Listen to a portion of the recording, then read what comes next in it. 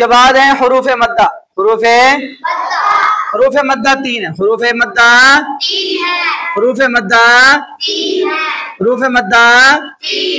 मद्दा। मद का माना होता है खींचना। मद का क्या माना होता है? खींचना। क्या करना? खींचना, लंबा करना। खींचना, लंबा करना। मद का क्या माना होता है? खींचना और लंबा करना। कुरान मजीद के अंदर वैसे तो जबर जेर पेश को खींच कर नहीं पढ़ा जाता, पढ़ी हरकत को खींच कर नहीं पढ़ा जाता। तो जब ये हरूफ जबर जेर पेश के साथ मिल जाते हैं तो फिर इनकी वजह से हरूफ को खींच कर पढ़ा जाता है। हरूफ को खींच कर। हरूफ मद्दा 3 है। हरूफ मद्दा अलिफ वाओ या। हरूफ मद्दा 3 है। हरूफ मद्दा कितने हैं? अलिफ वाओ या। अब देखो, बाज तलबा, बाज बच्चे ऐसे होते हैं जो तबान खुद तो शरीफ होते हैं, लेकिन उसका दोस्त ऐसा शरारती होता है जो उसको भी शरारती बना देता है। अब देखो, बा के ऊपर मैं जबर लगा रहा हूं। बा के ऊपर है बा जबर बा। ये खुद तो शरीफ है, कुछ नहीं कर रहा, ना खींच रहा है, ना किसी को लंबा कर रहा है, ना किसी कुछ भी नहीं कर रहा। बा जबर बा। अब देखो इसी तरह बा जेर बी। बा जेर किसी को कुछ नहीं कह रहा, बस अपनी हद तक है। बा पेश बू। बा पेश। अब ये हरूफ अपनी जगह पे खड़ा है। जबर जेर और पेश, जबर जेर और। अब इनको पढ़ा जा रहा है उसी अपनी हरकत के साथ। बा जबर बा, बा जेर बा पेश बू। अब ये किसी को कुछ भी नहीं कह रहे, ना किसी हमसाये के घर जा रहे हैं, ना किसी हमसाये को अपने घर बुला रहे हैं। समझ आ रही?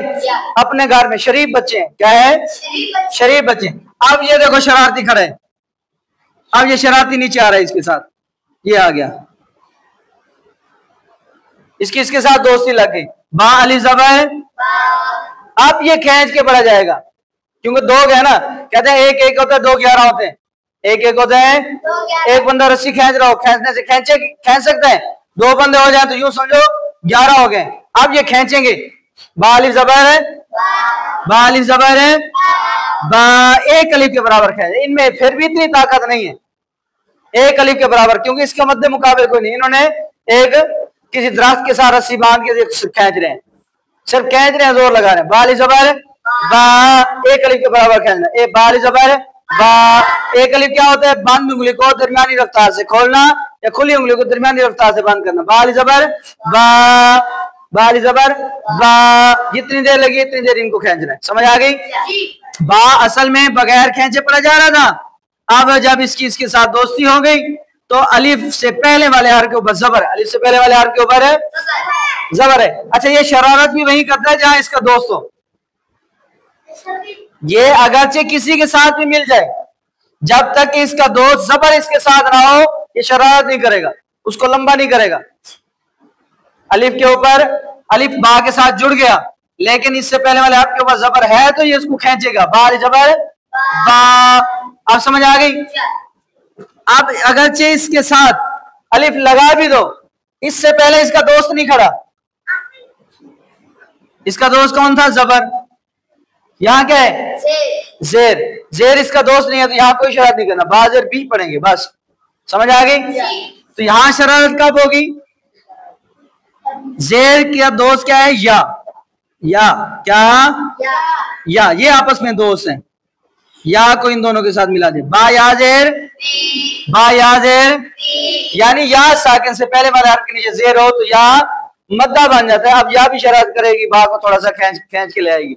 साढ़े गाजोल हमारे साथ चल है। बा या जेर बी, बा या जेर बी। अब देखो, वाव का दोस्त क्या है? पेश। वाव का दोस्त क्या है? वाव साकिन से पहले वाले हर्फ के ऊपर पेश हो। वाव साकिन से पहले वाले हर्फ के ऊपर है पेश हो, तो तब ये शरारत करेगा, उसको थोड़ा खींच के ले आएगा। चलो भाई हमारे साथ, हमारे घर चलो, लेकिन जाएगा नहीं, वो भी पक्का है। वाव पेश, बस दरवाजे तक छोड़ के फिर वापस पहुंच जाते। वाव पेश, वाव पेश, बाली सबर, बा याजेर, वाव पेश। रूफे मद्दा कितने हैं? अलिफ वाव या अलिफ से पहले वाला हर्फ जबर हो तो उसको एक अलिफ के बराबर खींच के पढ़ेंगे। जैसे बा अलिफ जबर है, या साकिन से पहले वाला हर्फ के नीचे जेर हो तो या को एक अलिफ के बराबर खींच के पढ़ेंगे। ये बा या जेर, वाव साकिन से पहले वाला हर्फ के ऊपर पेश हो तो वाव को एक अलिफ के बराबर खींच के पढ़ेंगे। बा वाव पेश क्या बना?